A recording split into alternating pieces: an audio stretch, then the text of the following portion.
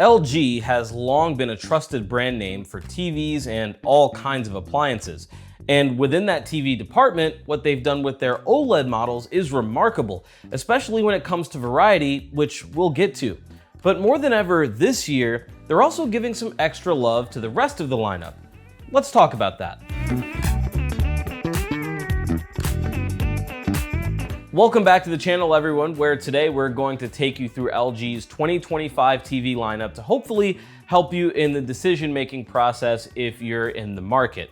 Especially when it comes to OLED TVs, there are a number of different models offered at a variety of sizes with varying levels of performance, and it can be a little bit confusing. But we'll get there in a minute because we're starting with LG's budget-friendly LED lineup with the models that are new for 2025. These are models labeled UA75 and UA77.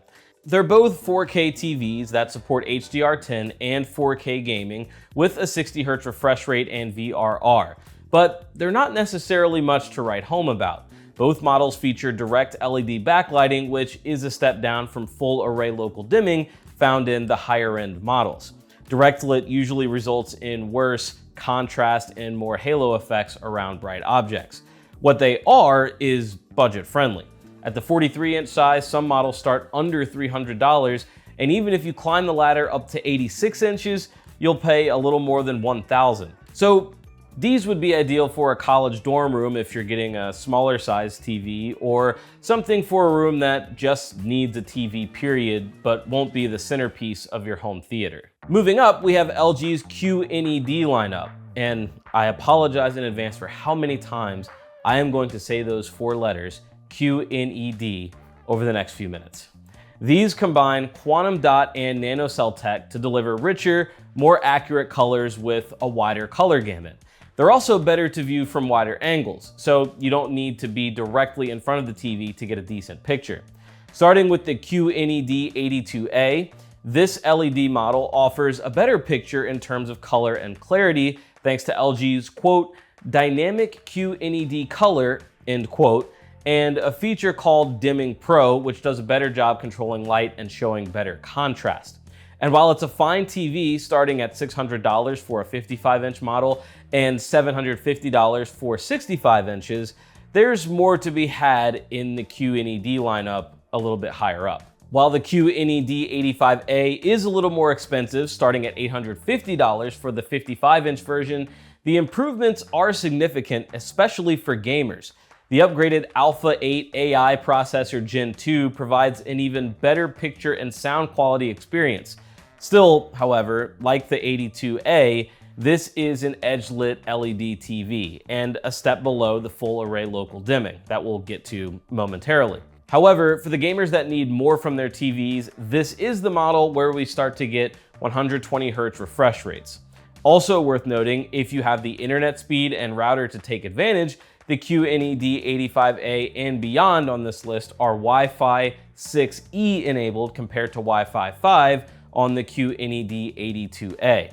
On paper, that means internet connectivity to your TV is capable of being much faster, which could make for a better streaming experience with less buffering for 4K shows, movies, and cloud gaming. At the top of the QNED lineup is where we find the QNED 92A. And to eliminate some confusion, that's its model number here in the United States. In the United Kingdom, it's QNED 93. They're essentially the same TV, but depending on the region you're in, be that the US, UK, and beyond, you'll see one of those two. Anyway, take everything we talked about in the previous model and turn it up a notch in the QNED 92A, which is only available in 65, 75, and 85 inches and starts at $1,800 in that 65-inch size. As their flagship QNED TV, it's the only model to feature full array local dimming and Dolby Vision.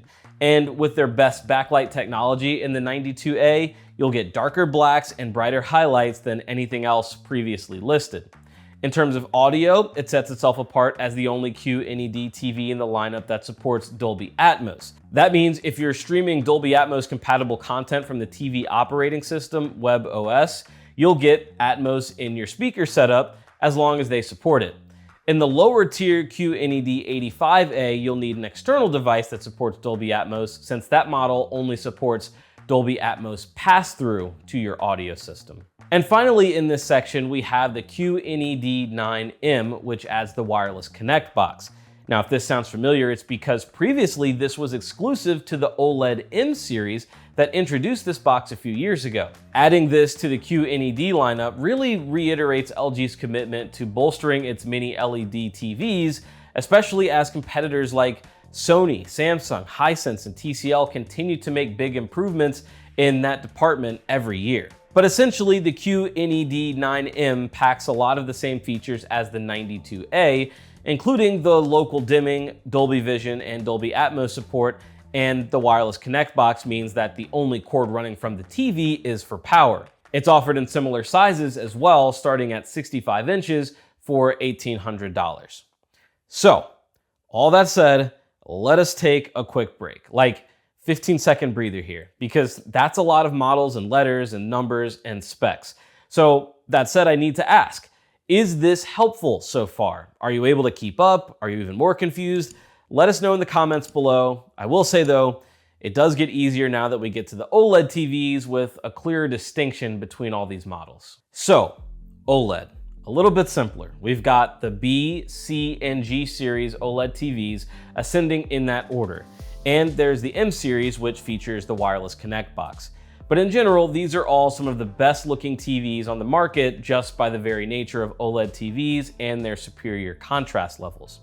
We start with the LG B5, offered at 48, 55, 65, 77, and 83 inches, which is pretty cool, allowing consumers to get into the extra large OLED sizes without spending quite as much. It's still not going to be as inexpensive as some of LG's mini LED options, but for example, the 83-inch B5 comes in at $4,500, while the 77-inch follows at $3,000.